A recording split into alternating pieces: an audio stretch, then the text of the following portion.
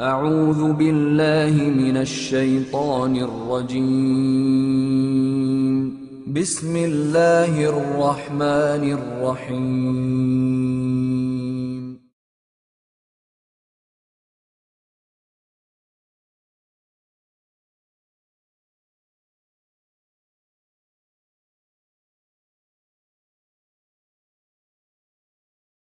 Anytime anyone criticizes Darwin's theory of evolution, evolutionists immediately cry, it's about religion. Well, the claim that all skeptics about Darwinian orthodoxy or Christian fundamentalists stands refuted by me. It's obviously not true. I'm neither Christian nor a fundamentalist.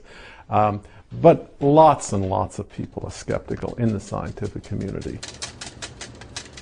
I became skeptical of Darwinian evolution early on, outside of any religious influence, just because of the complexity that I was learning about in the cell, and we use the word elegant in genetics. The biggest impasse confronting evolution is the incredibly complex structure of the living cell. Every living thing on Earth is made up of cells 1/100th of a millimeter in size. Some living things are made up of a single cell. Yet even these single-cell organisms are remarkably complex in their composition.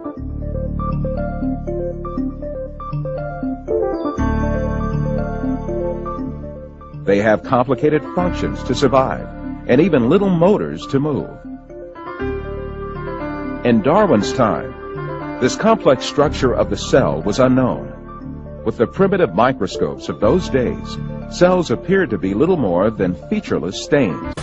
In the 19th century, when Darwin was alive, scientists thought that the basis of life, the cell, was some simple glob of protoplasm. The greatest advocate of Darwinism in Germany, Ernst Haeckel, supposed that the living cell, which could only be viewed as a dark spot under the microscopes at that time, had a very simple structure. In one of his articles, he referred to the cell as a simple little lump of albuminous combination of carbon. However, powerful electron microscopes invented around the middle of the 20th century began revealing just how complex and organized it was. With the hard work of science in the 20th century, we've seen that the cell is far from simple. It's got very complicated molecular machines and things that are very resistant to Darwinian explanation.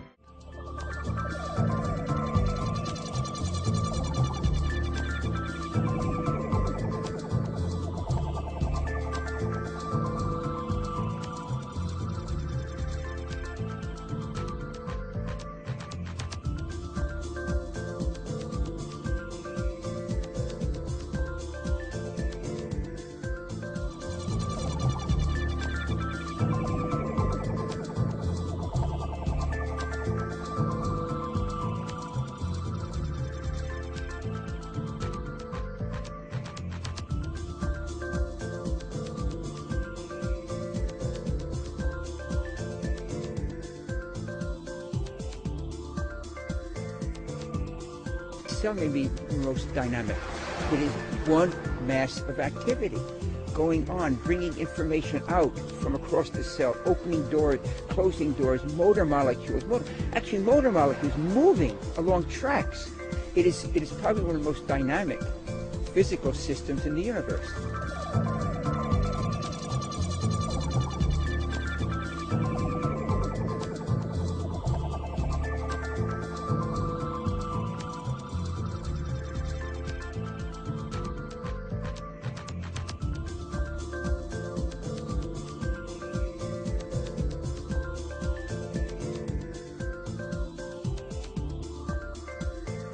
Not even the most sophisticated laboratory has been able to produce a single living cell from non-living matter. Indeed, this is fully acknowledged to be impossible, and efforts to produce living cells from non-living matter have been abandoned. But the theory of evolution claims that this system, which man with all his intelligence, knowledge, and technology cannot succeed in reproducing, came into existence by chance. Fred Hoyle, a famous English mathematician, expressed the impossibility of formation of higher life forms without a creator. The chance that higher life forms might have emerged by chance is comparable with the chance that a tornado sweeping through a junkyard might assemble a Boeing 747 from materials therein. The ingredients must combine, but they must combine according to an exact formula in a unique way. The living molecules in your body that have protein, enzymes, DNA programming in them, the very simplest is made up of many hundreds of components. So 100 components would have one chance in 100 million billion chances of being correct. But you see, the 100 components actually also have 4 chemical elements in each one. and really the simplest living cell that can replicate itself has 400 components. So now we've got 4 times 400, which is 1600. So we've got 1600 components, and that would be, well, 1 in 167,636 zeros following. That would be the odds against such a right combination. And wait a minute. Oh, you say, but that's a very rare thing, those kind of cells with those components. Do you know what, my dear brother and sister? You have a brain with 10 billion components.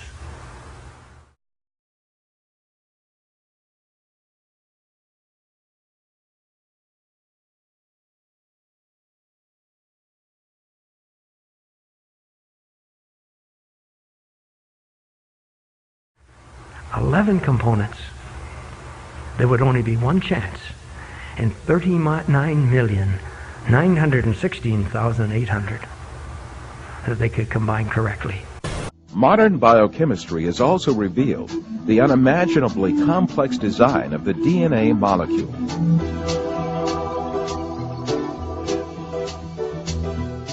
The structure of the DNA molecule was discovered by 2 scientists, James Watson and Francis Crick, in 1955. Their discovery demonstrated that life was much more complex than anyone had previously envisioned.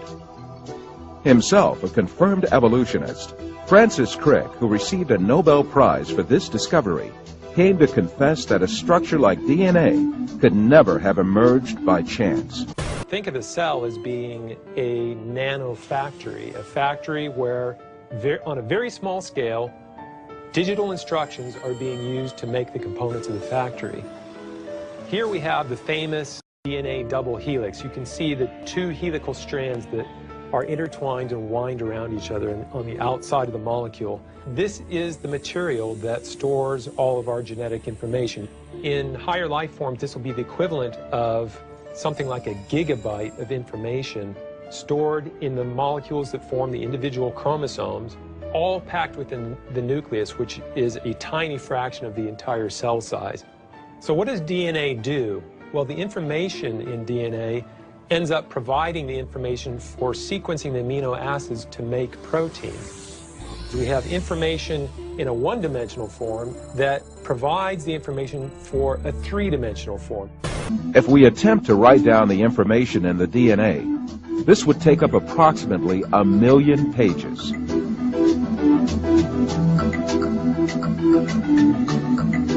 This is equal to an encyclopedia 40 times bigger than the Encyclopedia Britannica, which is one of mankind's greatest single accumulations of information. But this incredible information is stored in the tiny nucleus of our cells, measuring about 1,000th of a millimeter in size. It is calculated that a DNA chain small enough to fill a teaspoon has the capacity to store all the information contained in all the books ever written.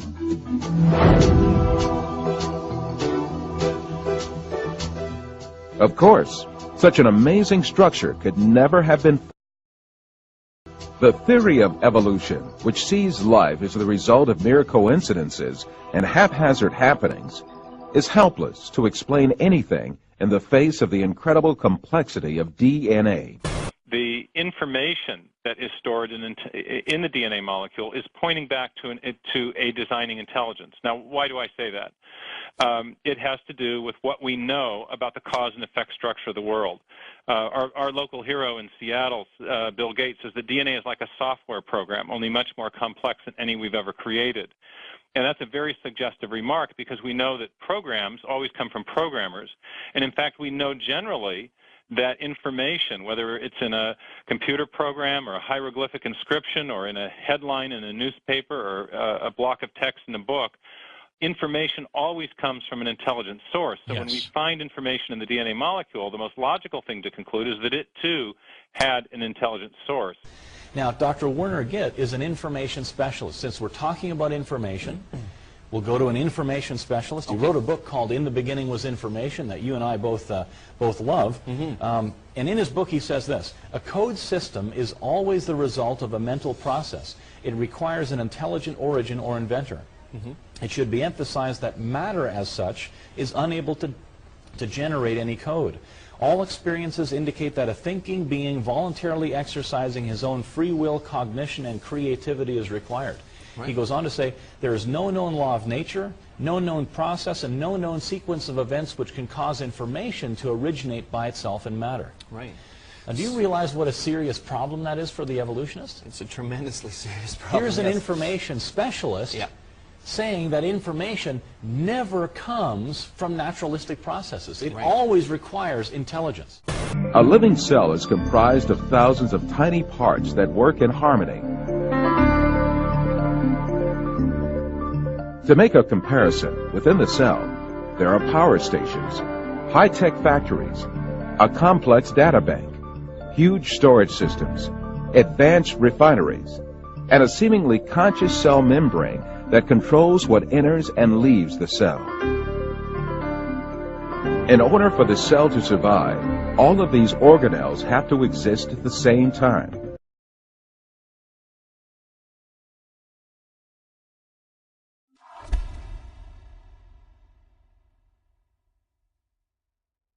Irreducible complexity was coined by Mike Behe in describing these molecular machines.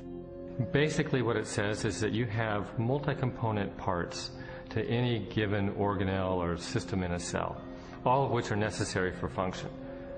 That is, if you remove one part, you lose function of that system.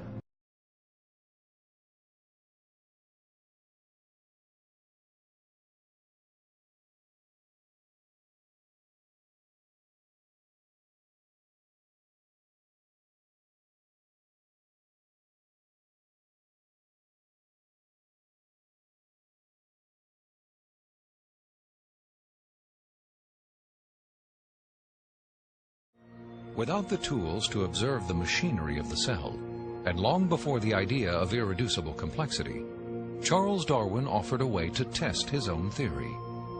In Origin of Species, he wrote, "If it could be demonstrated that any complex organ existed, which could not possibly have been formed by numerous, successive, slight modifications, my theory would absolutely break down." Darwin acknowledged that if someone identified a biological system that could not have been constructed in incremental steps over long periods of time, then his theory would be invalid. And what Michael Behe and others have discovered is the existence of biological machinery that cannot be explained away by Darwinian processes. Darwin's failed predictions have in fact falsified his own theory. Falsified his own theory.